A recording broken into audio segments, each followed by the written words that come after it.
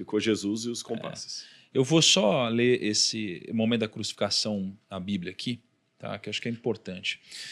Olha só, então, enquanto o levavam, ou seja, enquanto levavam Jesus, né, agarraram Simão de Cirene, que estava chegando do campo, e lhe colocaram a cruz às costas, fazendo-o carregá-la atrás de Jesus. Um grande número de pessoas o seguia, inclusive mulheres que lamentavam e choravam por ele.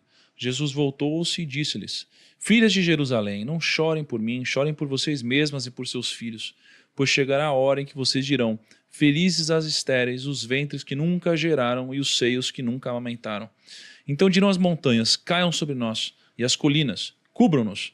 Pois se fazem isso com a árvore verde, o que acontecerá quando ela estiver seca? 2 outros homens, ambos criminosos, também foram levados com ele para serem executados. Então foi Jesus e mais 2 para a cruz. Quando chegaram ao lugar chamado Caveira, ali o crucificaram, com os criminosos, um à sua direita e outro à sua esquerda. Jesus ficou no meio. Jesus disse: Pai, perdoa-lhes, pois não sabem o que estão fazendo. Então, nesse momento de desespero, imagina a cruz, ele estava ali pedindo perdão pelos outros, porque os outros não sabiam o que eles estavam fazendo. Então eles dividiram as roupas dele, tirando sortes. O povo ficou observando e as autoridades o ridicularizavam. Salvem os outros, diziam. Salve-se a si mesmo, se é o Cristo de Deus o escolhido. Ou seja, ficavam questionando a identidade dele. Os soldados, aproximando-se, também zombavam dele, oferecendo-lhes vinagre. Imagina, morrendo de sede, uma noite inteira apanhando, ficava botando vinagre na boca dele. E eles diziam: se você é o rei dos judeus, salve-se a si mesmo. Havia uma inscrição acima dele que dizia: Este é o rei dos judeus. Um dos criminosos que ali estavam dependurados lançava-lhe insultos: Você não é o Cristo? Salve-se a si mesmo e a nós. Mas o outro criminoso o repreendeu dizendo, ou seja, o que estava na cruz do lado disse: Você não teme a Deus, nem estando sob a mesma sentença? Nós estamos sendo punidos com justiça, porque estamos recebendo o que os nossos atos merecem. Mas este homem não cometeu nenhum mal. Então ele disse: Jesus, lembra-te de mim quando entrares no teu reino. E aí Jesus lhe respondeu: Eu lhe garanto, hoje você estará comigo no paraíso. Já era quase meio-dia, e trevas cobriram toda a terra até as 3 horas da tarde. O sol deixara de brilhar, e o véu do santuário rasgou-se ao meio. Jesus bradou em alta voz: Pai, nas tuas mãos entrego o meu espírito. Tendo dito isso, expirou. E aqui é onde Jesus ele oficialmente morre, né, da carne aqui. Né? E aqui, assim, o que você vê é o tempo todo os guardas todos fazendo o que o Rodrigo falou. Vai, Jesus, você não é o cara? Desce daí, vai, você não é o rei dos judeus. O cara sofrer até o final. Você não é? Sofrer, e no final das contas, era uma mistura, eu acredito, de desacreditar que ele podia e ao mesmo tempo quase que torcendo para ele fazer alguma coisa mesmo. Porque, cara, pô, se fosse Deus mesmo, eles queriam ver alguma coisa, mas ao mesmo tempo também não. Então eles ficavam tiçando ele até o final. Né? E ali, cara, ele sendo torturado, muito, crucificado, pregado aqui, tendo apanhado a noite inteira, morreu. Né? E aí é um momento muito triste. E a gente vê a primeira pessoa que talvez tenha entrado no céu aqui, né, Rodrigo? Assim, pelo menos biblicamente, a primeira pessoa. A minha tese doutoral foi ele, né? sobre essa fala do ladrão. Não vai dar tempo de eu explicar tudo aqui, mas no grego, a maneira como eles falam em verdade, digo hoje, é uma forma divina de falar. E não que hoje ele iria para o céu. Em verdade, digo, hoje tu estarás comigo no paraíso. Não que ele fosse para o paraíso naquele mesmo dia. Mas sem eu ter muito tempo para discutir. Agora, o fato é que Jesus fez uma promessa solene para alguém que estava ali, que era do bando de Barrabás. Mas porque ele parece arrependido? Com certeza. Porque ele fala: Senhor, lembra-te de mim quando vieres no teu reino. É aquela questão, a gente não pode nunca. Mas não é fácil se arrepender quando você foi pego no flagra? Porque ele tá lá, se ferrou, fez cara, não tem mais o que fazer. Ué. Mas não é tão fácil, porque o outro não arrependeu. Né? O outro não arrependeu. Você fala, o outro não arrependeu. No final das contas, ninguém vai poder dizer que perdeu a salvação por causa disso ou daquilo. A única razão é a decisão mesmo. Porque ali você tinha dois homens em igual condição, um aceitou a salvação, o outro não. Sim. Quer dizer, a oportunidade foi dada para ambos. Que ambos estavam do lado dele ali, do Salvador. E tem que ser uma coisa verdadeira, né? Tem que ser, não pode ser da boca para fora. Porque Deus conhece o coração. Aproveitando que vocês falam muito aqui de finanças, tem uma coisa que eu puxei aqui que me chamou atenção. Quando Jesus fala assim, Pai, nas tuas mãos entrego o meu espírito. Jesus estava citando um salmo ali, um salmo de Davi. E é interessante que esse salmo está aqui, é o Salmo 31. Salmo ao mestre de cânticos, salmo de Davi. Em ti, Senhor, me refugio, não seja jamais envergonhado, livra-me por tua justiça, inclina-me os ouvidos, livra-me depressa, sê o meu castelo forte, cidadela fortíssima que me salve. Igual Jesus estava orando desde o início, Senhor, salva-me desse momento. Aí começa dizendo assim, tira-me do laço às escondidas, que as escondidas me amarraram, pois tu és a minha fortaleza. Nas tuas mãos entrego o meu espírito. Quando Davi usa a expressão nas tuas mãos entrego, a melhor tradução talvez seria nas tuas mãos eu deposito o meu espírito. Porque no hebraico aqui, afikt significa eu deposito para pegar de volta. É como você pegasse assim um dinheiro que você tem guardado, tem lá 20 milhões. Aí alguém fala assim, põe nessa carteira de fundos aqui, que esse dinheiro vai render para você de maneira muito melhor. Ou, simplificando, eu tenho 5 milhões e apareceu uma casa que vale 15 milhões, mas no leilão ela está sendo vendida por 4. Eu vou pegar 4 milhões dos meus 5 e vou na hora, dar o cash ali, para comprar a casa. Na verdade, eu não estou gastando. Eu estou dando aquele dinheiro para reavê-lo multiplicado. Não é assim que funcionam os investimentos? Pois esse verbo, afikt, significa depositar algo com a intenção de recebê-lo com juros e correção. Isso é confiança. E o mercado é um jogo de confiança. Quando você coloca aquele dinheiro naquele investimento, é porque você confia que o dinheiro vai voltar multiplicado. Então, quando Jesus, na cruz do Calvário, fala, Pai, nas tuas mãos, eu deposito o meu espírito, eu entrego porque eu sei que o Senhor não vai aprontar comigo. O Senhor vai me devolver, porque eu estou sendo fiel. Muito bom. Isso é muito forte. Nas tuas mãos eu deposito o meu espírito. Não tem nada em redor que me dê indício que o Senhor está comigo. Porque eu já clamei, Deus meu, porque me desamparaste, o Senhor não respondeu. Todo mundo está gritando aqui, me ridicularizando, pedindo para eu descer da cruz, cuspindo em mim. Mas o Senhor é Deus. Nas tuas mãos eu deposito o meu espírito, porque eu sei que eu vou recebê-lo de volta. E recebeu, no domingo ele é ressuscitado. Para a gente ter o desfecho dessa história, ele de fato ali, naquele momento, né, foi.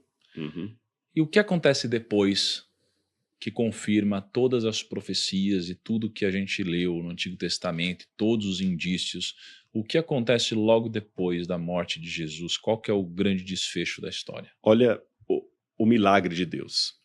Toda a história do Antigo Testamento, de Adão até Malaquias, todos ali, todos, Noé, Abraão, Jacó, Elias, Moisés, Esther, Sara, Rebeca, as grandes mulheres, os grandes homens, as matriarcas, tudo na mentalidade hebraica aponta para o Messias. É uma maneira, a história do povo de Israel, na visão judaica, é a grande parábola de Deus, parábola profética, para falar de maneira codificada da vinda do Messias. Então, no Antigo Testamento, o cordeirinho era sacrificado no santuário. No Novo Testamento, o cordeiro é sacrificado. Você já fez alguns paralelos aí. Os judeus saem na Páscoa e matam o cordeiro e passam sangue na porta. Jesus também morre na Páscoa. Moisés, no deserto, ergue uma serpente numa estaca. E no Novo Testamento, Jesus falou o seguinte, assim como Moisés ergueu a serpente, eu também serei erguido da terra e atrairei todos a mim. E para terminar, olha que Midrash, chamam isso de Midrash, de que interpretação interessante. Deus termina de criar o planeta Terra no 6º dia da criação. A criação fala de 7 dias. No 6º dia, Deus cria o ser humano, fere o lado de Adão, porque ele tira a costela de Adão e nasce Eva. E depois que ele fere o lado de Adão e nasce Eva, Deus fala, tudo está consumado. E no 7º dia, descansou Deus de sua obra. Na sexta-feira do Calvário, o lado de Cristo também é ferido, como o de Adão. Para dar à luz a quem? Para nascer quem? Outra mulher, a igreja, o povo de Deus, que é comparado com a mulher na Bíblia. E depois que ele é ferido, você vê que justamente está tudo consumado, porque pouco antes disso, Jesus repete a mesma frase, porque no Gênesis fala, tendo Deus acabado todas as suas obras, no sétimo dia descansou. Jesus inclinou e falou, está consumado, completei minha obra. E ele também repousa no sábado, como Deus repousou. O primeiro repouso foi o repouso da criação. Deus repousou no sábado para comemorar a criação. Jesus repousa na tumba para a redenção. E no domingo ele ressuscita. E tem mais um detalhe antes de entrar na ressurreição do domingo. Você tem elementos na cruz, então, que apontam para o Gênesis, mas apontam também para a volta de Jesus, porque na volta de Jesus terá terremotos. Na cruz houve um grande terremoto. Na volta de Jesus o sol vai escurecer. O sol escureceu quando Jesus morreu. Na volta de Jesus, ele virá no céu e haverá salvos e perdidos. Ali na cruz também havia um salvo e um perdido. Na volta de Jesus, os mortos ressuscitarão. E Mateus fala que quando ele morreu, os túmulos se abriram e os mortos ressuscitaram. Então a cruz aponta para a criação, o Gênesis, e aponta para o Apocalipse. E no domingo, quando ele sai triunfante da tumba para Deus o Pai, a primeira pessoa que tem o privilégio de vê-lo é Maria Madalena.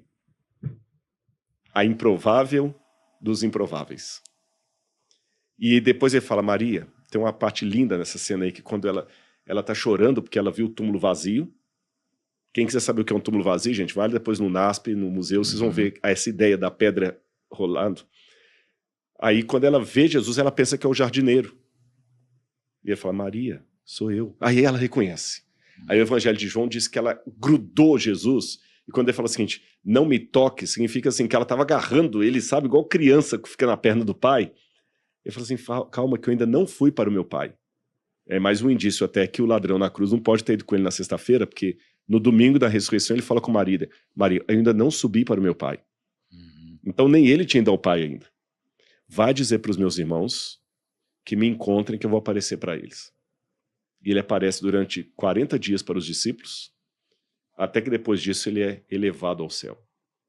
E a última promessa que ele deixou, que culmina tudo isso, é que quando ele começa a subir para o céu, os discípulos ainda não tinham entendido tudo, porque eles fazem para ele a pergunta assim, Senhor, é agora que o Senhor vai restaurar o reino a Israel? Quer dizer, ele tinha pregado o tempo todo que o reino dele não é desse mundo e tudo mais. Eu falei que o grande motivo da rejeição foi porque ele não foi o Messias guerreiro, político que eles queriam. E no finalzinho, quando ele está para subir para o céu, eles estão perguntando, é agora que o Senhor vai restaurar o reino a Israel? Aí ele fala, olha, não compete a você saber as estações ou o tempo que o Pai revelou pelo seu próprio poder.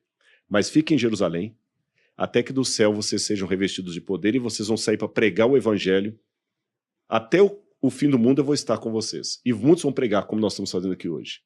E quando ele começa a subir, 2 anjos aparecem e falam o seguinte, por que vocês estão olhando boquiabertos para o céu? Esse mesmo Jesus, que dentre vocês foi recebido lá em cima no céu, há de voltar, assim como para o céu vocês o viram ir. E o que eu estou mais esperando na vida, meus queridos aqui, é ver Jesus voltando nas nuvens com poder e grande glória. E eu afirmo você que está em casa. Não quero me exibir para você não, mas eu sou um cara que eu gosto de pesquisar, eu sou um cara de ciência. Senão não faria 2 doutorados e um pós-doutorado. Mas dentro da minha racionalidade, do meu academicismo, eu vejo que esse livro é verdadeiro. E Jesus em breve voltará. E tudo que você está passando hoje de ruim, vai passar. E o que você está passando de bom é degustação, porque o jantar ainda não foi servido. E quando ele vier nas nuvens com poder e grande glória, não precisaremos mais ter PrimoCast, porque vai ser o próprio Jesus que vai explicar tudo para nós. E eu quero ver Jesus, eu quero abraçar Jesus, eu quero sentir o cheiro dele, eu quero abraçá-lo como Maria abraçou. E eu quero ver você lá também, e todos vocês. Porque se eu estou aqui hoje, É porque o Espírito dele mandou. Um programa de finanças, administração e um programa de sucesso que não precisaria trazer um arqueólogo, adventista e teólogo para falar de Bíblia.